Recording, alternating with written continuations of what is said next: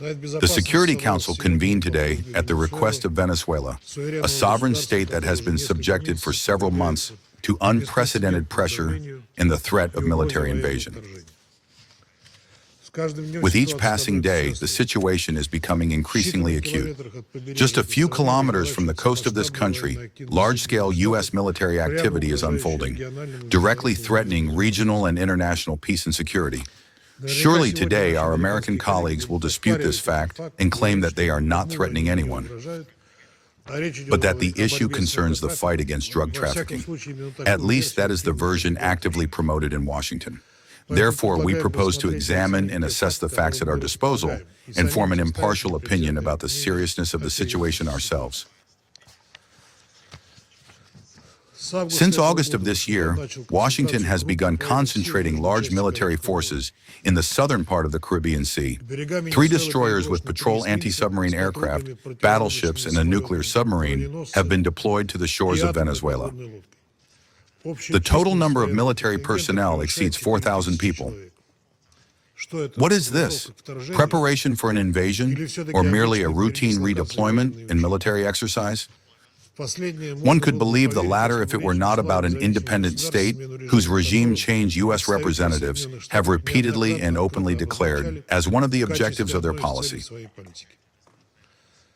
Therefore, Venezuela has every reason to believe that its northern neighbor is ready to move from threats to action involving its naval forces. Now about the presence or absence of a drug threat. American propaganda invites us to believe in the existence of the mythical Cartel of the Suns, which supposedly transports tons of cocaine from Venezuela to the United States, and whose head is allegedly none other than the president of the Bolivarian Republic, unwanted by the U.S. He is said to be connected with drug cartels and armed groups around the world, and to be poisoning the lives of millions of American citizens with narcotics. A perfect plot for a Hollywood blockbuster in which Americans once again save the world. Except that these claims are not supported by any facts whatsoever. It is enough to mention that the United Nations Office on Drugs and Crime does not consider Venezuela to be among the hubs of drug trafficking at all, since 87% of cocaine enters the United States through the Pacific Ocean, to which Venezuela does not even have access. Of course, the White House may say that it does not agree with these UN assessments.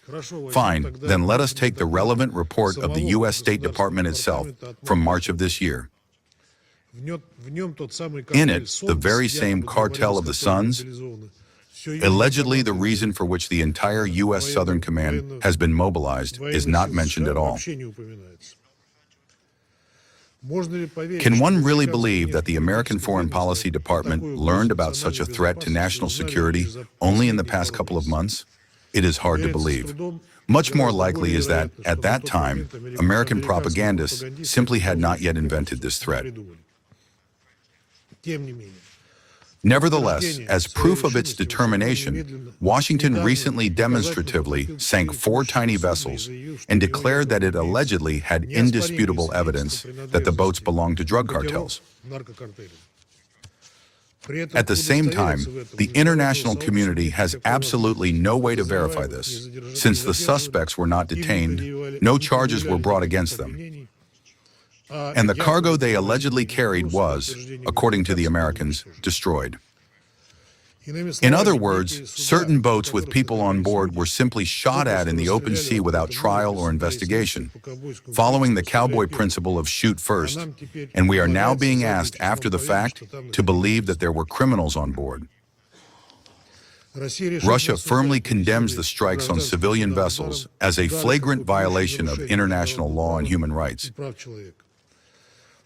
Such actions fit only into the notorious theory of American exceptionalism, according to which the United States is allowed everything, while other countries are allowed only what the U.S. permits them.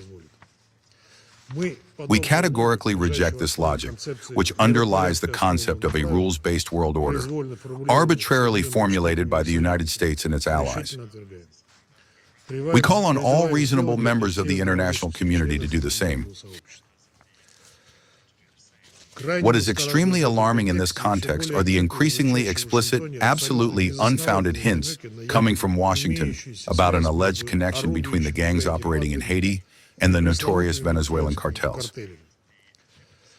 We see in this an attempt to test the waters so that, prospectively, they can fit their actions under the umbrella of UN Security Council Resolution 2793 on combating banditry, recently pushed through by the United States, on which a number of council members, including Russia, abstained. We want to warn immediately that the United States will achieve nothing with this scheme.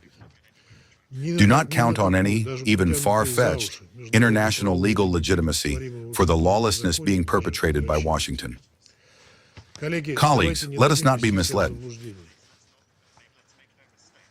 Today we are dealing with a brazen campaign of political, military, and psychological pressure on the government of an independent state with the sole aim, regime change of a government unwelcome to the United States. This is being carried out using the classic toolkit of color revolutions and hybrid wars, from which millions of people around the world have already suffered.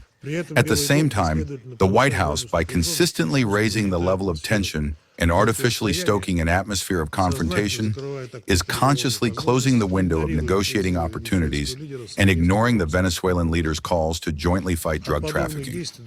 There is only one step from such actions to direct armed aggression. Washington must immediately cease its escalation under fabricated pretexts and avoid making an irreparable mistake, a military action against Venezuela.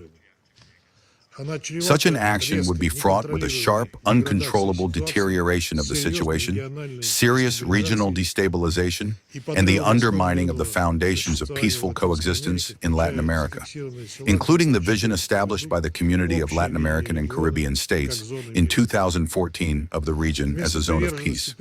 Instead of adhering to the principles of international law, the sovereign equality of states and respect for their sovereignty, Washington, in this case, would only confirm that it regards the region exclusively as its own backyard, in the spirit of the notorious Monroe Doctrine, repeatedly rejected by Latin American countries.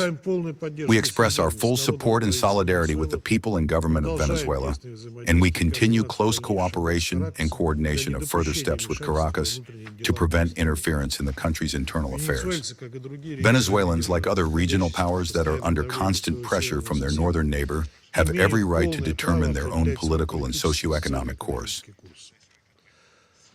We expect that the states of the Latin American region, regardless of the level and quality of their bilateral relations with Venezuela, will, in this difficult moment, demonstrate solidarity and unity in defending their identity and political independence.